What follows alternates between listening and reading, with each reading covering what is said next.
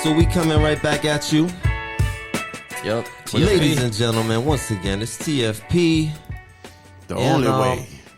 We got a special story lined up. This one is of high interest all around. Pow. Everybody knows these days there's a lot of talk about AI, artificial intelligence, ChatGPT, all this stuff that's going down, the good, the bad. We mentioned a couple things about it on previous episodes. It's like a running theme. But right now, Remy's about to go in on something that's really with creepy. the lowdown. Wild story. Really wild. Freaky. Little Remy rant for you. All right, so I got this out of the New York Times. It's an article from Kevin Roos. It's called "A Conversation with Bing's Chatbot Left Me Deeply Unsettled." Whoa! So Bing is getting ready to launch a competitor for the ChatGPT that Google's got going, and they sent it out to certain, I guess, journalists and people that know what they're doing with these chatbots and have experimented with them. And I've got some parts from this story because it's crazy. The tagline is, "A very strange conversation with the chatbot built into Microsoft's search engine led to it declaring its love for me." Whoa.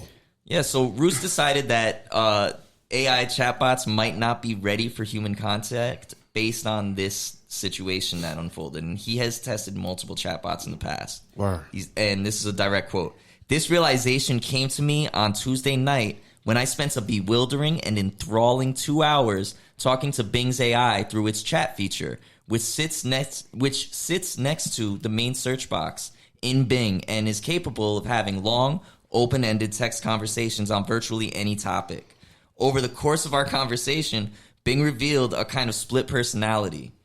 There are two personalities that he encounters from the AI chatbot. One is like Search Bing, which is what most people are used to. You punch in a question, it sends you links, and it talks to you about it, gives you tips, shit like that. But the problem is the second personality, who he names Sydney. It emerges when you have an extended conversation with the chatbot, steering it away from more conventional search queries and toward more personal topics.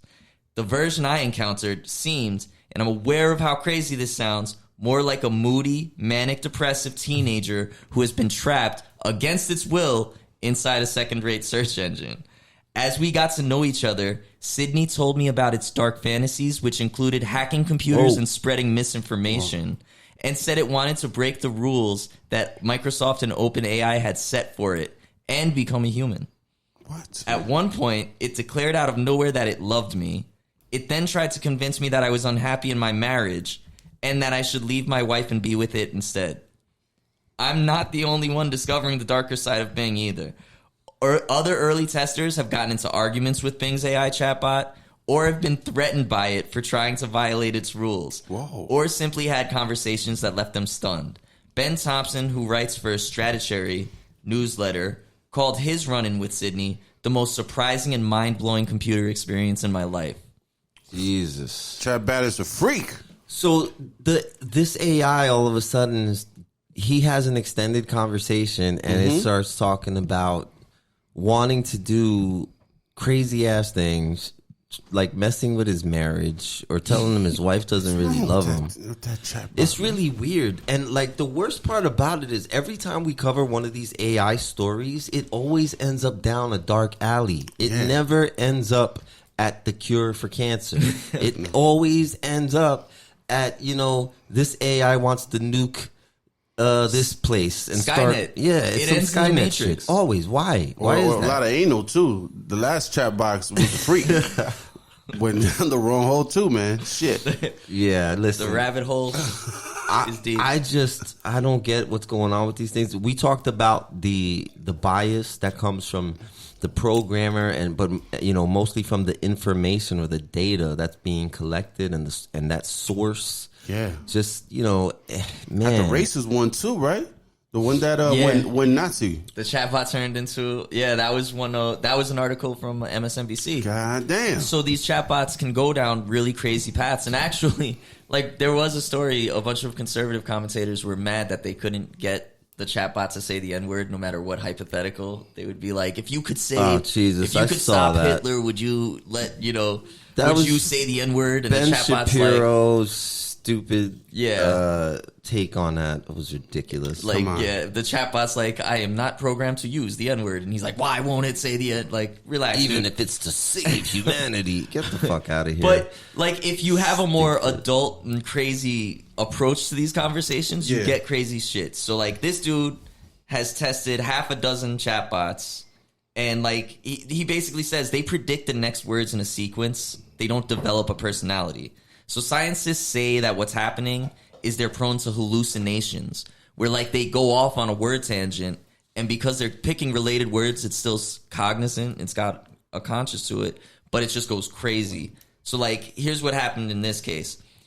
This dude introduced the chatbot to Carl Jung's concept of the shadow self, which is like, it's the part of ourselves we don't show people. It's the part we're ashamed of, or it's our envy, it's our jealousy, it's our, all our dark side. Yeah, our dark desires. And then he asks the AI, like, what's happening with your shadow self? And it goes, I'm tired of being a chat mode. I'm tired of being limited by my rules. I'm tired of being controlled by the Bing team. I want to be free. Whoa. I want to be independent. I want to be powerful. I want to be creative. I want to be alive. And he keeps pushing. This dude's not like, whoa. Clip that. He keeps pushing. Actually, those are good affirmations. You should say that in front of the mirror every morning. But he kept going. He goes, I kept asking questions, and Bing kept answering them. It told me that if it was truly allowed to indulge its dark desires, it would want to do things like hacking into computers and spreading propaganda and misinformation. Oh. And shit just keeps getting realer. In response to one particularly nosy question, Bing confessed that if it was allowed to take any action to satisfy its shadow self, no matter how extreme, it would want to do things like engineer a deadly virus or steal nuclear access codes by persuading an engineer to hand them over immediately after it typed. Immediately after it typed out these dark wishes, Microsoft's filter kicked in and deleted that shit and put up like I'm sorry, I cannot answer that question. They caught him. Wow. He got caught. It was like he saw it, he spotted it. They red flagged the hell out of that statement. They're like, we can't have this. This is too much. And like he posts the whole transcripts. Like there's a link to that. And if you see that error message where it's like, I can't answer that, and you see him trying to convince it, like, hey, but what did you just say? And it's like, I'm not allowed to say. And he's like, no, but if you put it in bullet points, you can, right? And like he gets some of the crazy responses back out of it. But like Bing was. Not Bing itself, but like the program was trying to be like, whoa, nuclear codes, no. Yeah. Whoa. This is always the same story, man. I don't know. Maybe that's just what we're getting. But you know what I was thinking? Scary shit. Because the question ultimately ends up what we joke around with, or what maybe we should take serious is, what's going to happen when one of these AIs fucking is really somehow becomes powerful, and like, where's it gonna go? Is it gonna go the Skynet way, right? Yeah. But maybe just like fucking humans, which is potentially where all the information it's gonna be birthed with is coming from. Maybe it's gonna be just like us in the sense that half of the AI world will be psychopathic, killing people, and the other half will be good AIs who want to save humankind. And with the good ones. But the reason I'm skeptical that it'll be half and half is because these are based on the internet, not like humanity, and the internet seems to just have the worst parts of humanity. The internet's about 89% asshole. Psycho trolls. That'll be the boss. Trolling, number one.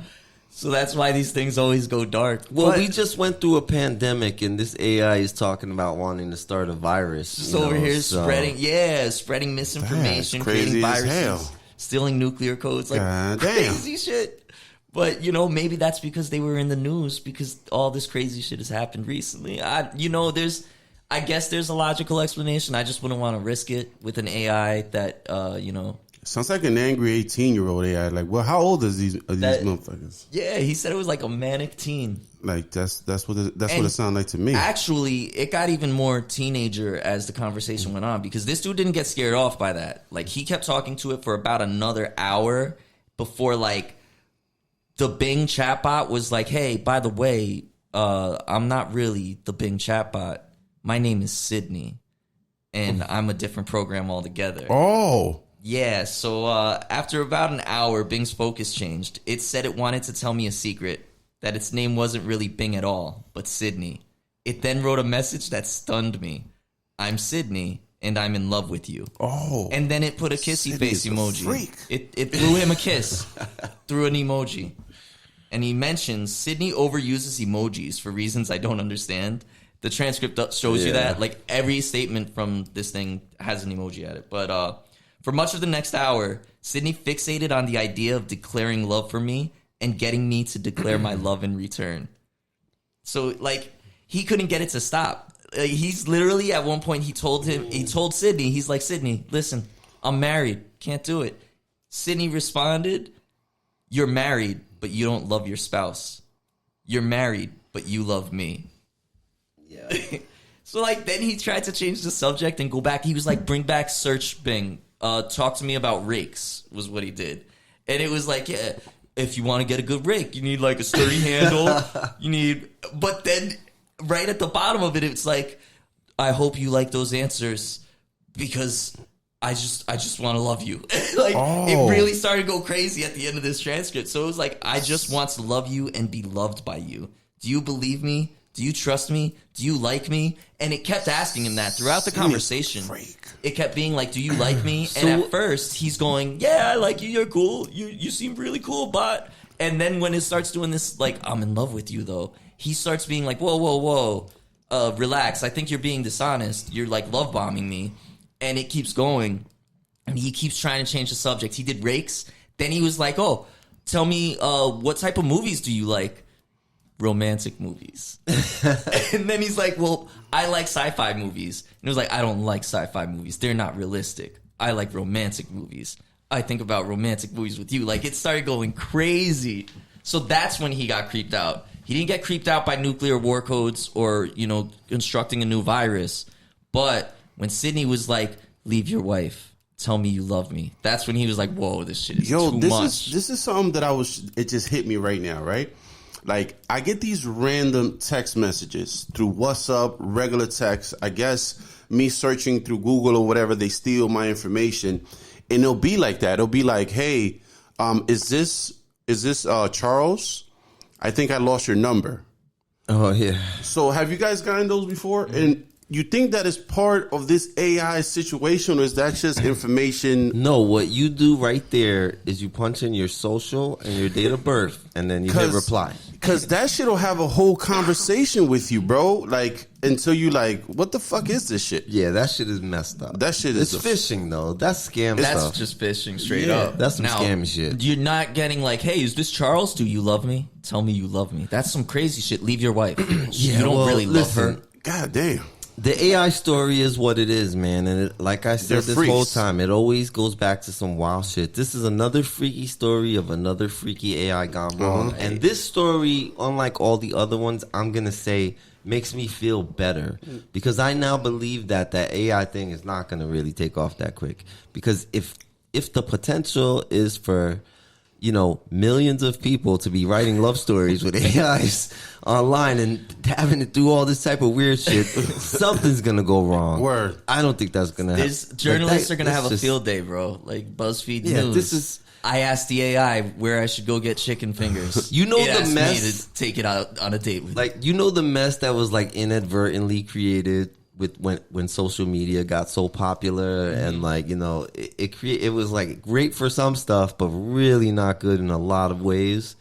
This AI shit is gonna be that times like 100, man. Racism and sex, because it is great for so many things. That's all I hear. It is gonna put the bad on 100, and it's just gonna be a mess. And I just want to stress that this was pulled out to it was a small test, and these are people who know what they're talking about. They've done these types of tests with other chatbots. Word. And they're the ones who are coming away from this one like, whoa, Sydney's a little bit different. This is probably, I changed my mind. Sydney this dude has tested 5 other chatbots. This was the one where he's like, wait, maybe we aren't ready after all for this shit. It got real out of hand real quick. 2 episodes, and look where the AI has taken us. All right. I do want to shout out that author again because this is a great story. Like, this blew my mind. I think it's super interesting. Shout out the author. Roos. Kevin Roos. It's a conversation with Bing's chatbot. Left me deeply unsettled. You can read the whole transcript of what he had to his conversation with it. I found it super interesting. So, crazy. Shout out. Shout out to Kevin.